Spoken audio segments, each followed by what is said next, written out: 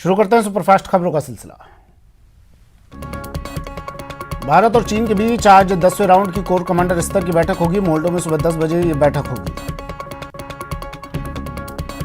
चीन ने पहली बार माना है कि पिछले साल जून में पूर्वी लद्दाख के गलवान घाटी में भारतीय सेना के साथ हुए संघर्ष में उनके 5 अफसर और सैनिक मारे गए थे। श्रीनगर में हुए आतंकी हमले में 2 पुलिसकर्मी शहीद हो गए। आतंकियों के हमले का सीसीटीवी भी सामने आया है। जम्मू कश्मीर में 2 जगहों पर सुरक्षा बलों और आतंकियों के बीच मुठभेड़ हुई, जहां सेना के जवानों ने एनकाउंटर में 3 आतंकियों को ढेर कर दिया।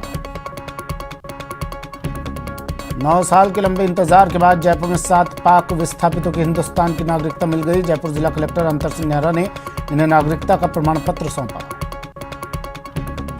उत्तर प्रदेश के उन्नाव में दलित लड़कियों की मौत की गुत्थी पुलिस ने सुलझा ली है। पुलिस ने 2 आरोपियों को गिरफ्तार किया है। वहीं उन्नाव में खेत में मृत मिली 2 लड़कियों का अंतिम संस्कार किया गया। दोनों लड़कियों को कड़ी सुरक्षा के बीच दफनाया गया। टूल किट मामले में क्लाइमेट एक्टिविस्ट दिशा रवि को दिल्ली कोर्ट ने 3 दिन की न्यायिक हिरासत में भेज दिया है। दरअसल पुलिस ने कोर्ट को बताया कि वो शांतनु और निकिता के सामने दिशा से पूछताछ करना चाहती है। नीति आयोग की गवर्निंग काउंसिल की आज अहम बैठक होने वाली है। पीएम मोदी की अध्यक्षता में बैठक होगी। इंडस्ट्री और निवेशक के लिए चर्चा होगी। पीएम मोदी ने विश्व भारती विश्वविद्यालय के दीक्षांत समारोह को वीडियो कॉन्फ्रेंसिंग के जरिए संबोधित किया। समारोह के दौरान कुल 2535 छात्रों को डिग्री दी गई। अपने संबोधन में पीएम मोदी ने कहा कि गुरुदेव टैगोर ने जो एकता का संदेश दिया उसे कभी ना भूलें। भारत ऑस्ट्रेलिया सर्कुलर हैकाथॉन में पीएम मोदी ने कहा कि भारत ने युवाओं पर भरोसा जताया। नई तकनीक से युवा दुनिया बदल सकते हैं। बंगाल दौरे के दूसरे दिन अमित शाह ने नेशनल लाइब्रेरी में शहीदों को श्रद्धांजलि दी। इसके बाद अमित शाह ने नेशनल लाइब्रेरी में ही विप्लव बंगला प्रदर्शनी का उद्घाटन किया और साइकिल यात्रा को हरी झंडी दिखाई। योग गुरु बाबा रामदेव ने कोरोना की नई दवा लॉन्च की है। पतंजलि का दावा है कि नई दवा साक्ष्यों पर आधारित है।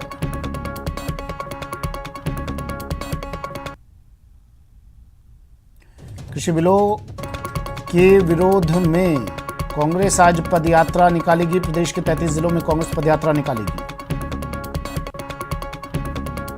एआईसीसी के आह्वान पर प्रत्येक जिला कांग्रेस कमेटी के बैनर तले ये पदयात्रा होगी। पीसीसी कार्यालय से पदयात्रा सुबह 10 बजे शुरू होगी।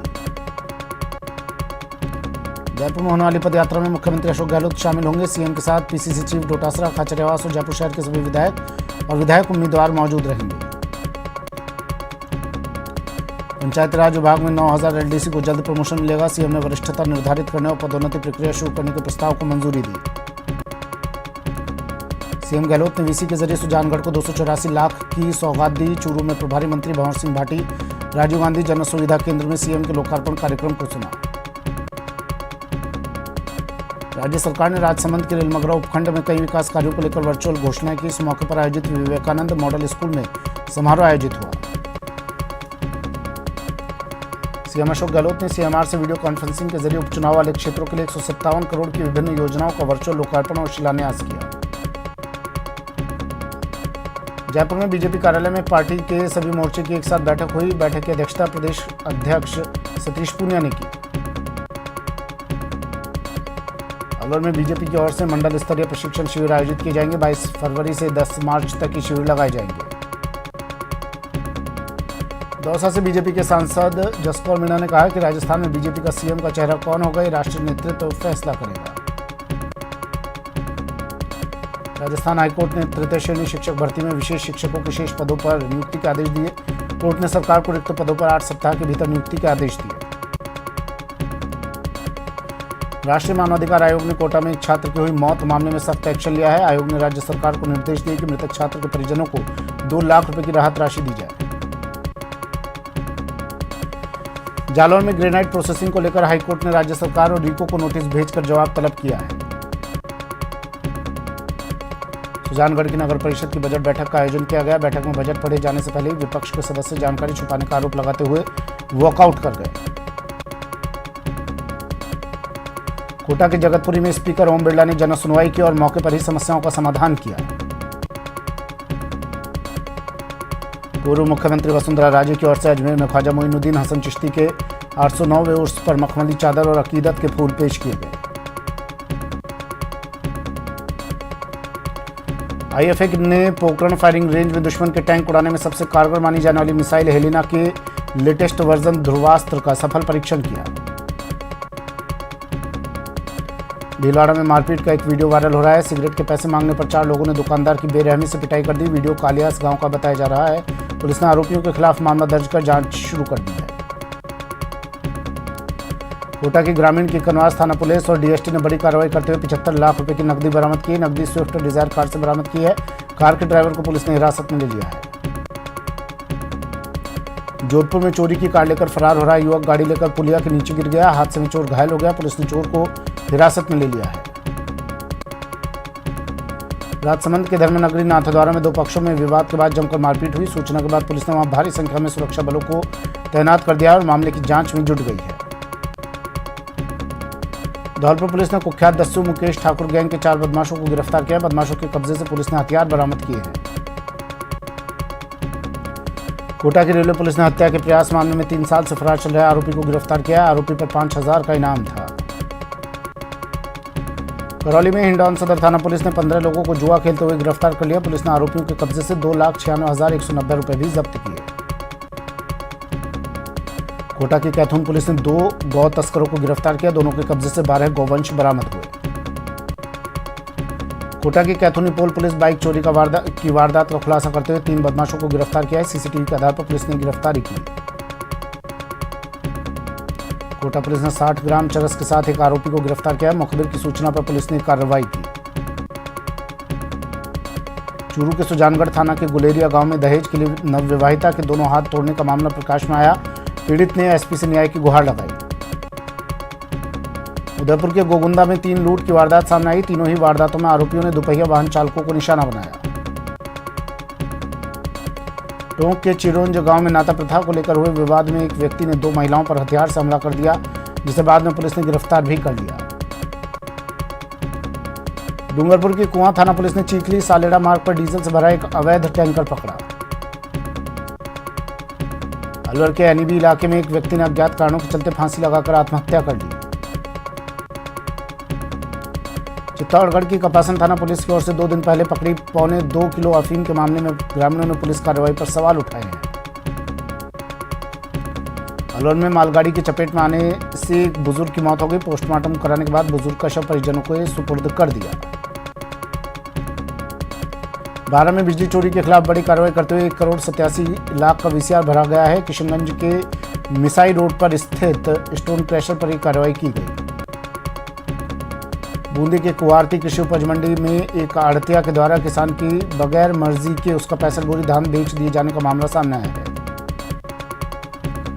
जयपुर के सीकर रोड पर स्थायी और अस्थायी अतिक्रमण पर जेडीए की संयुक्त कार्रवाई हुई। बुलडोजर से सड़क सीमा में हुए पक्के निर्माणों को ध्वस्त किया गया।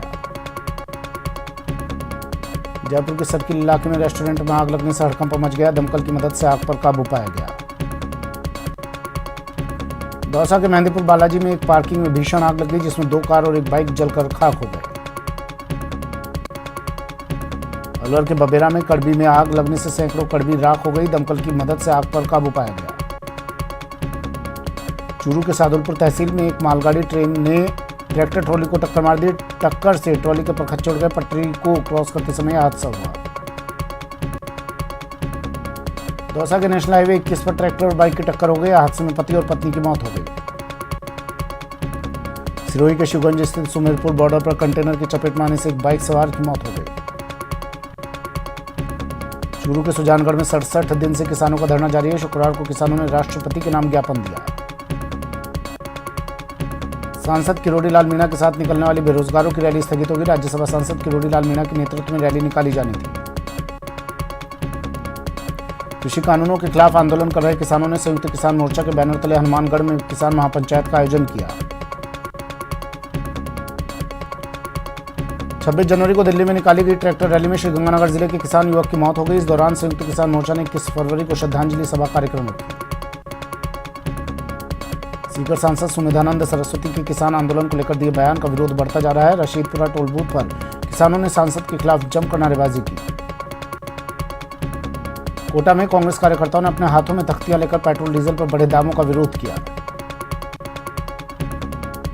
करौली के हिंडौन पंचायत समिति की तिघरिया ग्राम पंचायत के ग्रामीणों ने जिला कलेक्टर को ज्ञापन सौंपा। स्थानीय शराब दुकान का लाइसेंस निरस्त करने की मांग की। चूरू में ओवरब्रिज को भारी वाहनों के लिए शुरू करवाने की मांग को लेकर लोगों ने प्रभारी मंत्री को ज्ञापन सौंपा।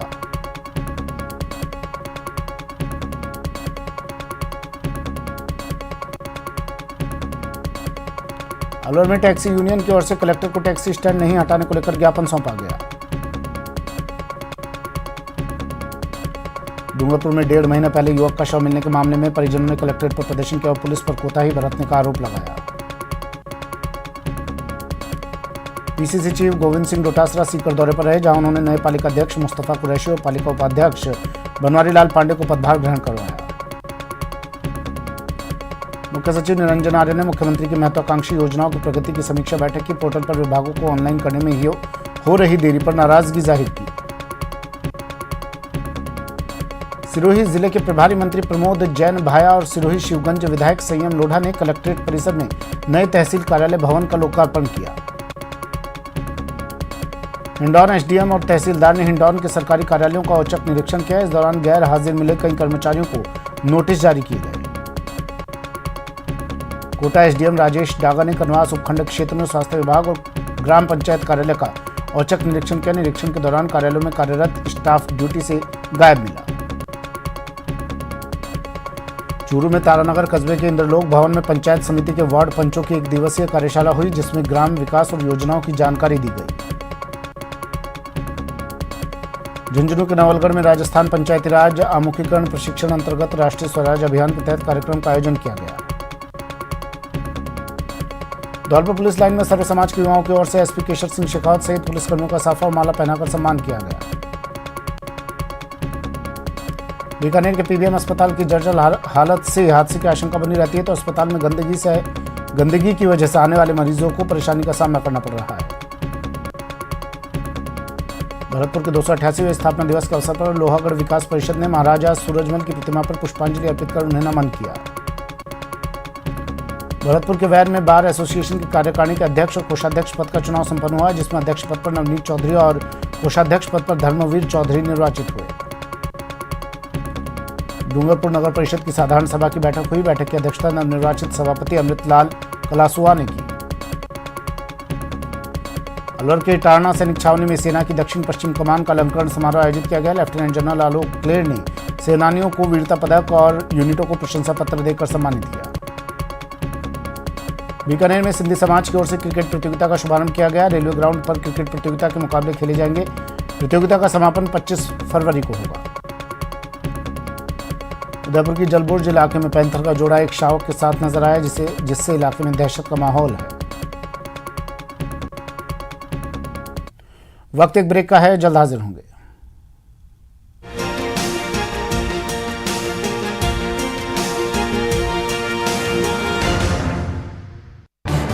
इस न्यूज हेडलाइंस के प्रायोजक पेट सफा आयुर्वेदिक जूस